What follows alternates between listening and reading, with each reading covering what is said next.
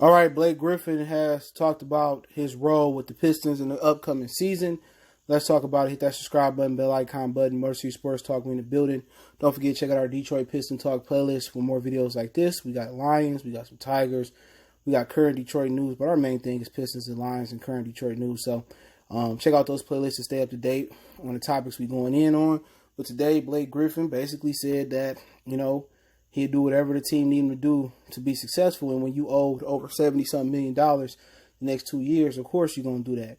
They got, behavioral, clauses in the NBA contracts and all sports contracts. If you act a certain type of way, if you don't fall in line or, be on code or be in uniform, they can take all your money. We've seen that happen with Antonio Brown a couple of times. And usually you don't see that being the case in the NBA unless it's a substance abuse or PED situation. But Blake Griffin has embraced being in Detroit since day one, and that's one thing I love about him. But according to Rob Beard, Pistons Griffin on his role, in my conversations with Casey and Weaver, they wanted to put a competitive team on the floor. I've told them I'm here to do whatever they ask of me, whether that's taking on a different role, taking on more of a role, or whatever it might be. So that's the right mindset that you're supposed to have, right? And I ain't knocking it for him, when you got all that money left, he in a position where, to be honest, 31 years old, I think his body more of in the final leg of his career that he won a championship. All right, but knowing that he coming in with the right mindset where he like, I'll do whatever y'all need me to do. That's what we need. They said they want to put a competitive team on the floor. I don't believe that. From what I heard and some of the rumors going around the Pistons is that they want to be very frugal in free agency, and they want to sign Christian Wood and basically sign a lot of mid or lower tier free agents, and that's the way they should go. If they amnesty Blake, that's cool. You pay him his salary, but it doesn't count against the cap. He can go to wherever he want to go and try to win a championship. I think that's best. You know what I'm saying?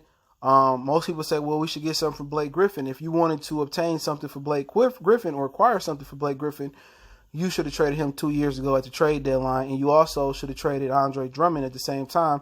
At this point, Blake Griffin may not even be worth what Andre Drummond was worth, and that was a second round or 2 second round picks. Until he proved that physically he can get out there and do the thing. Now, with a certain Pistons will let Blake Griffin come out the first half of next season, depending on what next season may be. Could be December 1st. I'm hearing January. Could be March.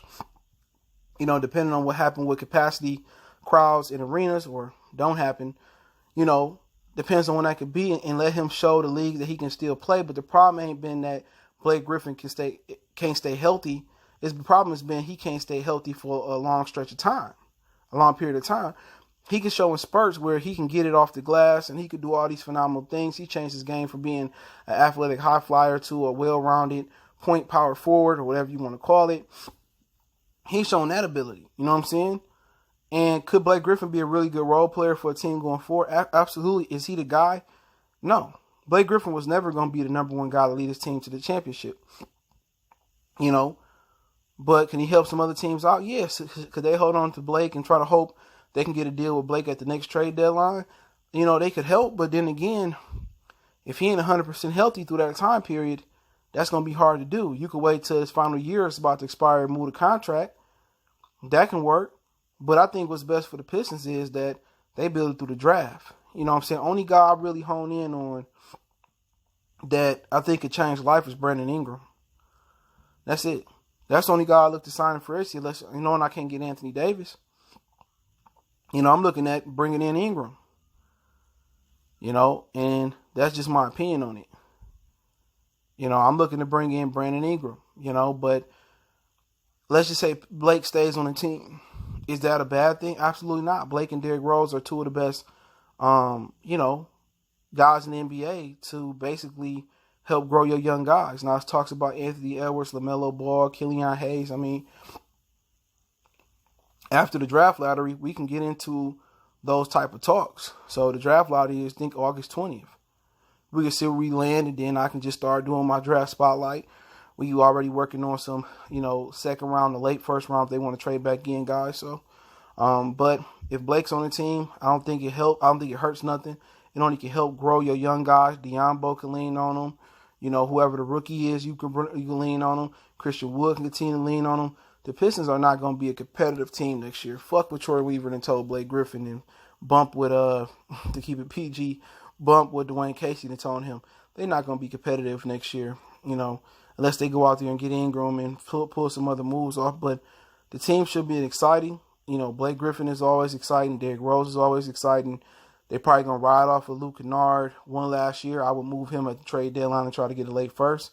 Before the draft and get a late first. But for some reason, everybody have a love affair with Luke Kennard, and he just can't never stay healthy. So I'd have been moved him. But, I think he fits in well for what they do.